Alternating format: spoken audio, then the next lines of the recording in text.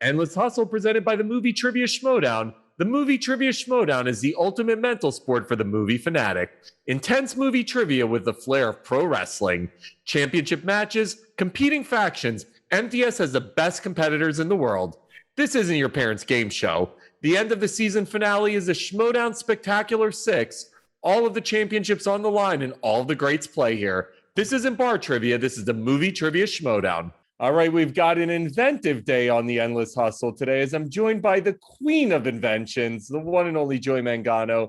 Joy, congratulations. You've got this incredible new show. I chatted with Scott Evans a couple weeks ago, and I'm like, man, I'm enjoying this so much because it's the American dream. There's no other way to put it, right? Oh, absolutely. It's the epitome of the American dream, right? Because, first of all, America's big deal on USA, 9 p.m. on Thursday nights, it's live. So it's authentic, right? And, the network is so brave to do this first time ever shoppable live competition show live, right? Because, people, it was like, well, maybe we should tape it. But the whole idea is that you're watching these pitches live and anything can happen and anything does happen. So it's quite exciting. And, everybody's talking about how they take the viewer and turn them into a buyer, right? Turn them into a consumer. We just do it naturally, right? Because the viewer becomes the consumer, becomes the buyer.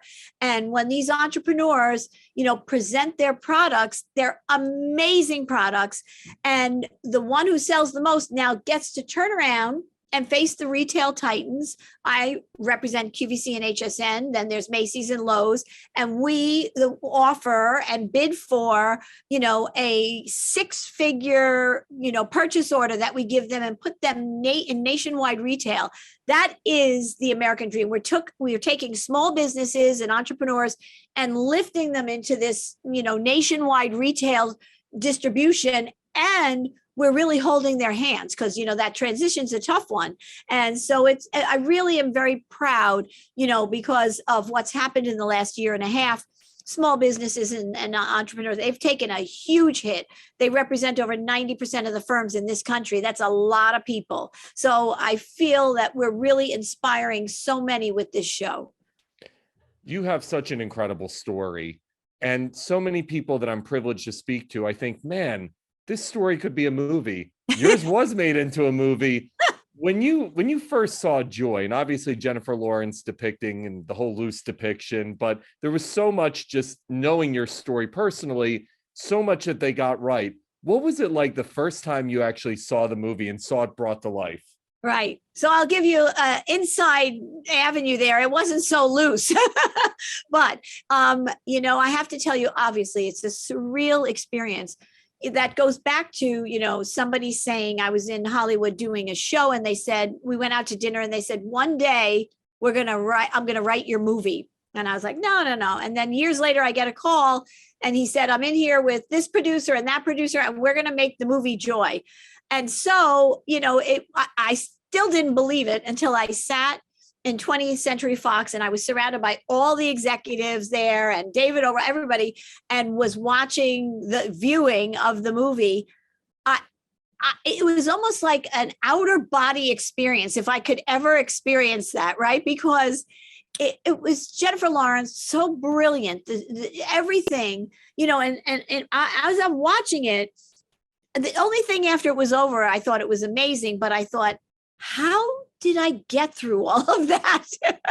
So, I hear that the movie Joy, people watch it every holiday season. It's one of those movies where you can watch and watch again and again. And it's just very inspiring because, we're all the same, but, we're all different, but the same. And everybody has their journey, and everybody, tries to get to, various places. We all have family, friends, and so on and so forth. And I think it really, really is a very universal movie in what it says. Turn back the clock. Here you are essentially hustling, trying to survive as a single mother, but you had always had kind of this invention thing going on in your head. You could see things that were so practical once you invented them, but until they're invented, you're like, who comes up with this shit, right? Yeah. Yep.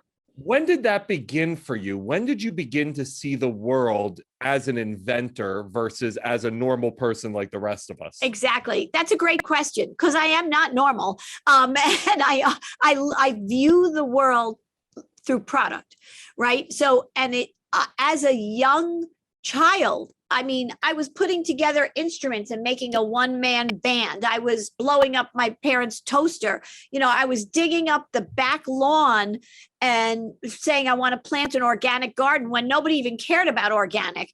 And, you know, so it was always like, what's the matter with Joy? You know, and I loved school. I always was, you know, school came easy to me, but I had no definition to what, you know, what I did. If I played the piano, people would say, oh, she's going to be a concert pianist, you know, that's definable, right? But what I did was not. So until I was 30 something and we had something that was the simple twist of a mop, did I get in my mind the definition of who I was 30 something and legitimize what I did in life all the time. Right. And so, you know, I would sit, you know, out in East Hampton and watch, you know, a gentleman come out of a very expensive bakery struggling with two pies.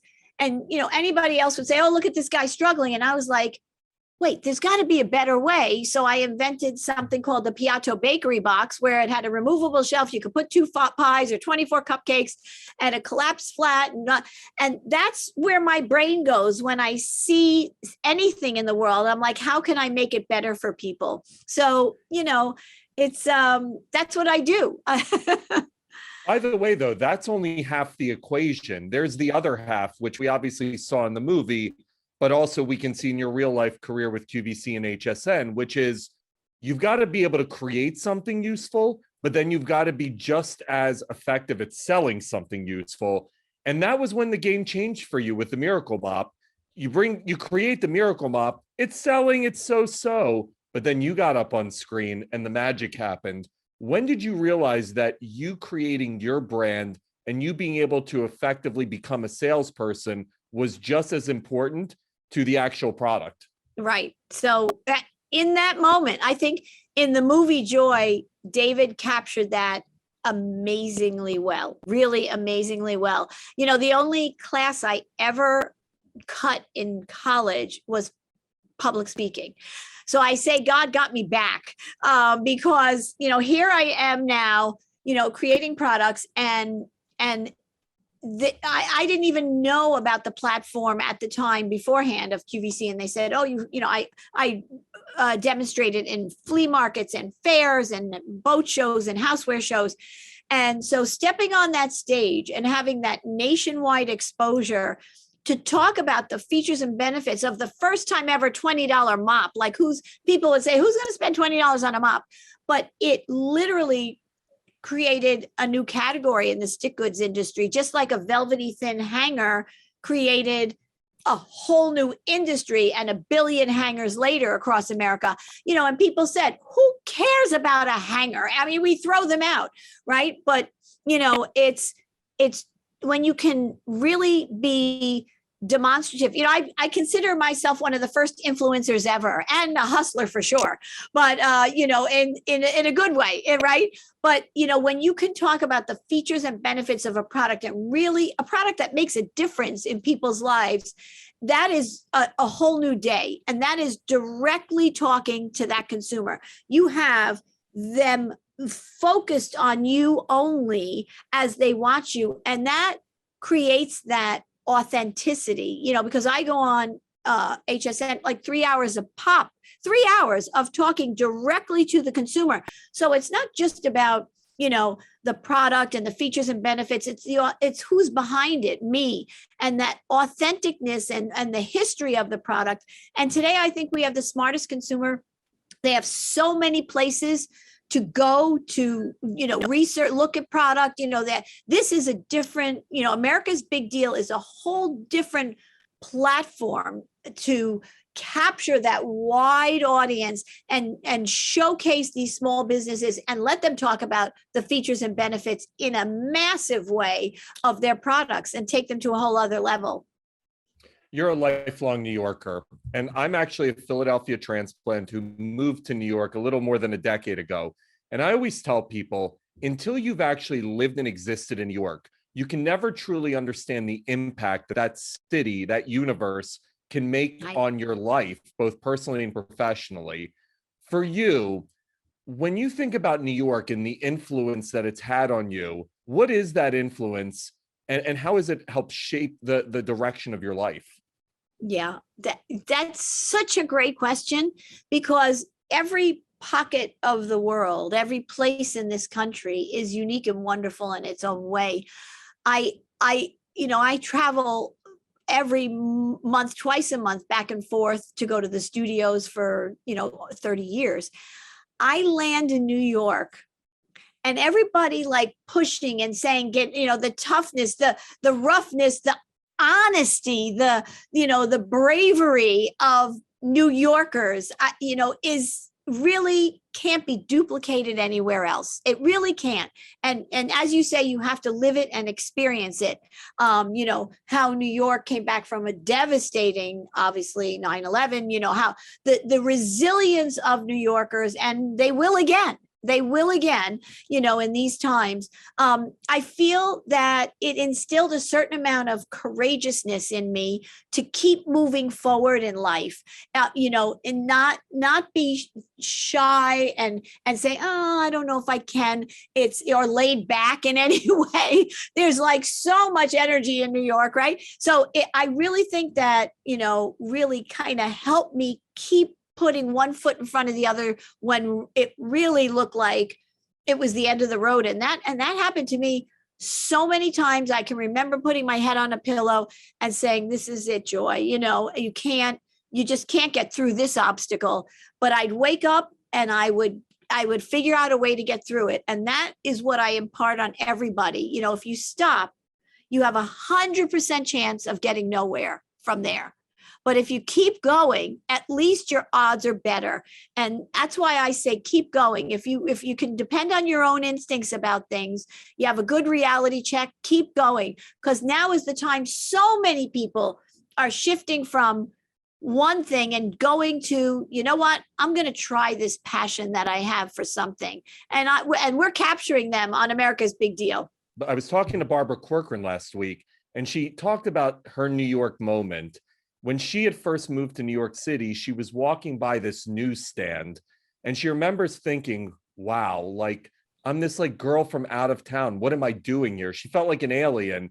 And then years later, she's like, I'm a New Yorker. And she had this New York moment where she finally realized she was a part of the organism. What was that moment for you? What was your New York moment where you kind of looked around and thought, I'm a part of this organism? Yeah. Well, so there's many. I mean, there's many. So, because I was born in Brooklyn, and I raised, in Long Island and New York City, I've lived, but I was in a big market, and I forgot to get something. So I told the person, I said, oh my gosh, I forgot to get the bread. I can't remember. And the person behind me said, she forgot to get the bread. And then the next person said, I'm over here. Can you help her? The whole place just transformed that bread right to my cart, right where I was at the cash register. And to me, that was an unequivocally a New York moment, because we get involved, we help each other, we're vocal about it, and it was really amazing. It was amazing. So you never feel alone in New York, So the entrepreneurs that I've had on the show recently, and it's not to name drop, but it's just people that I admire like you, Damon John, Kevin O'Leary, Marcus Lemonis. I've talked to them all over the last few months. Barbara, obviously. Love them. The common thread that I always love hearing about, we always hear about the successes, but the greatest lesson builder that we have is failure. And it's always that ability to overcome consistent failure that helps elevate us to the next level. Absolutely. For you, what was a failure that you encountered that was your greatest teacher in helping you elevate to the next level?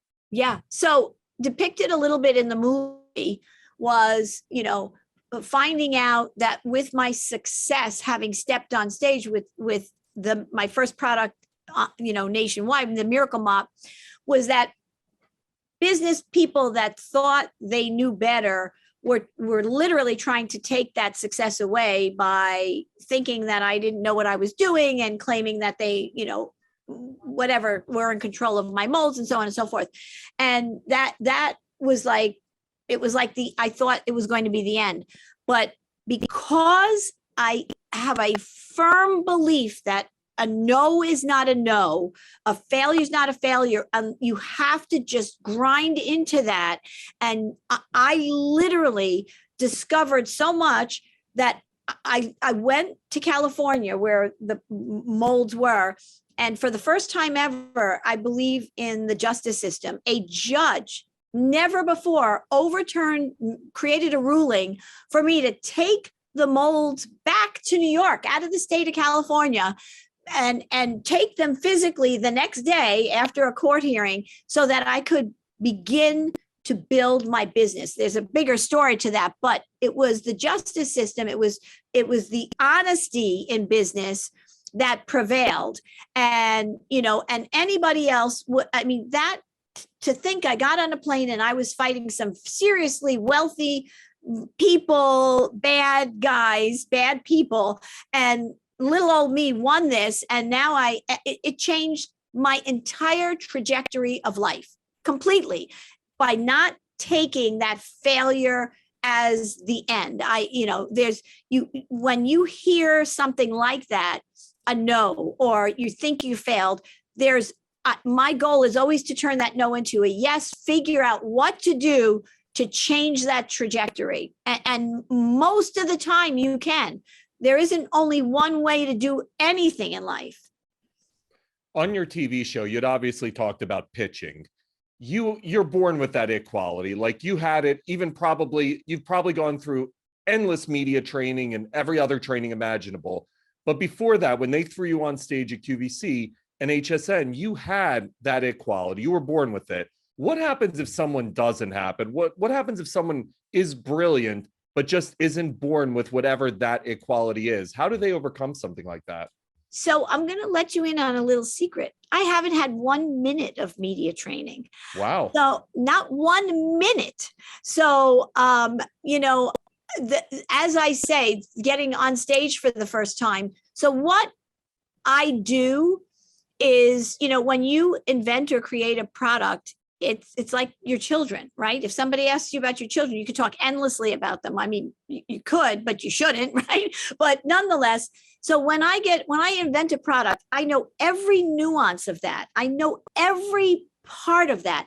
And so to be able to stand there and talk about that is a very natural and authentic thing for me to do, right? So, and I believe that product is king. So when you are talking about a product, when you're pitching, when you're making a presentation, you want to inform somebody about all the features and benefits, why that product is going to make a difference in your life, why you have to have that, and without it, what your life is going to be like. Because I have normally for the last over 20 years, I'm on TV for 3 hours at a time. The opposite of those little Instagram hits of 20 seconds, 3 hours talking about product. There is a lot to say. People, it's not just about the product.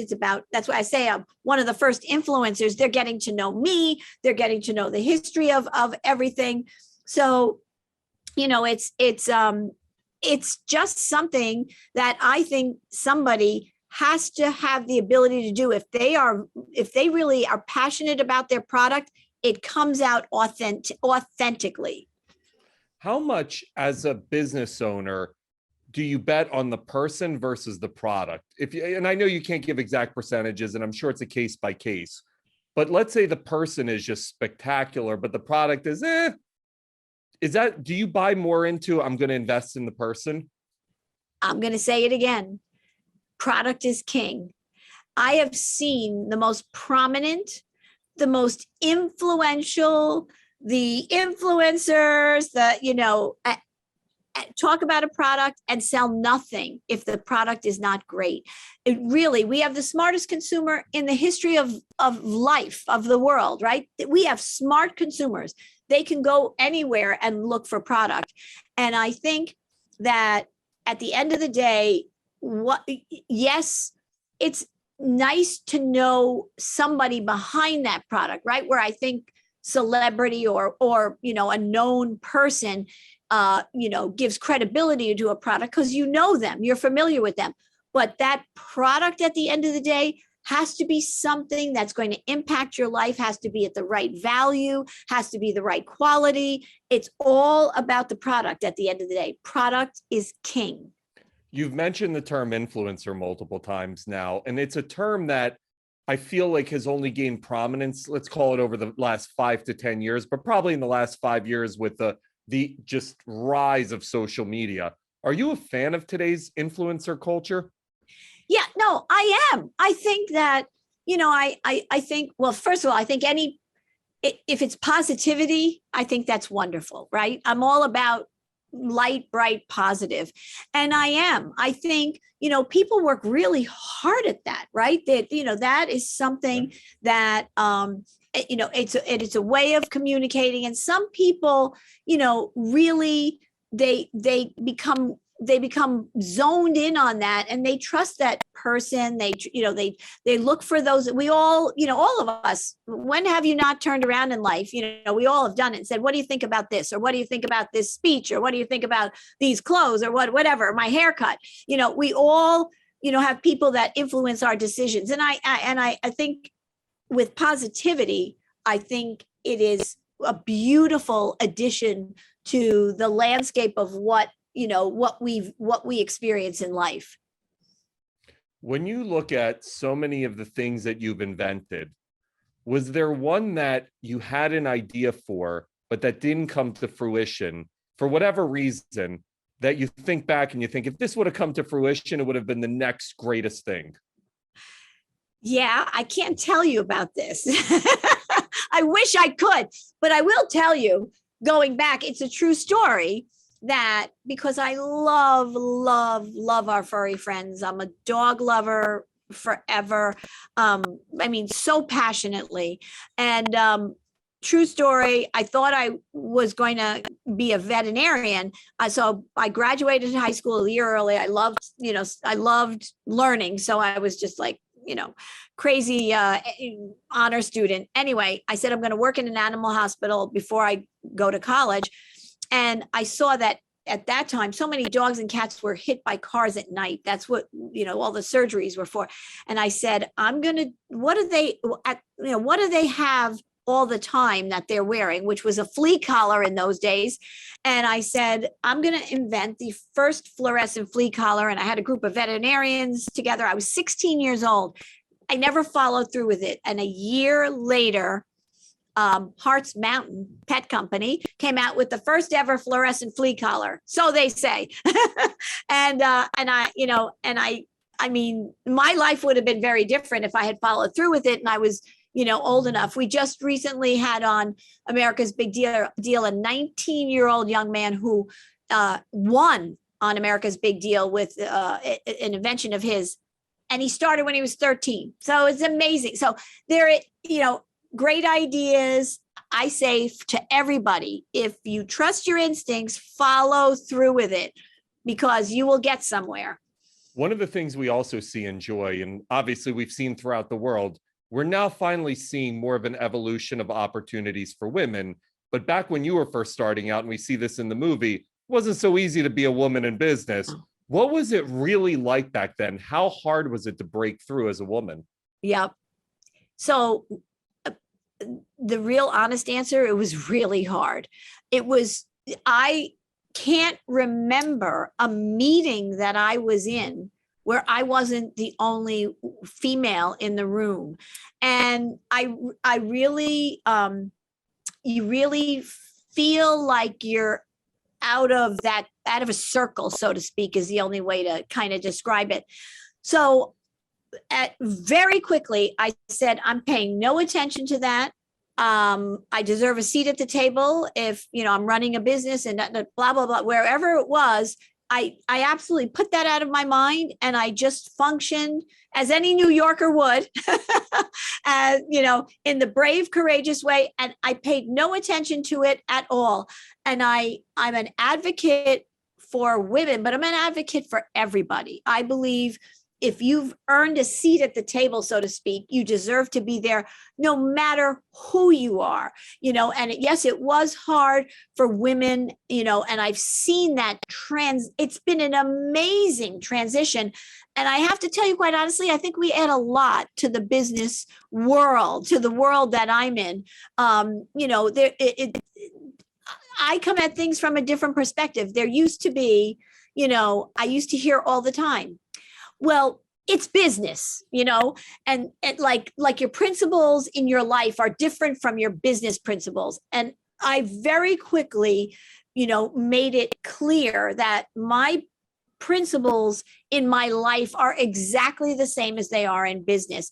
And I think that's permeating, I'm not going to say thanks to women, but I do think I think it's just in general a more educated humanity, that it's not, you have a certain amount of kinds of guidelines at home, and you do things differently because it's business. And I think that's changed dramatically. And first, it was my philosophy since day one, actually. Joy, this has been such a wonderful chat. Congratulations, the new show, and it's a wonderful show, America's Big Deal in USA. You guys are doing a fantastic job, and I love the opportunities you guys are giving to people. Congratulations on everything. Thank you so much, Arthur. Thank you very much. Enjoy your day. Take care. You too. Bye. Bye-bye.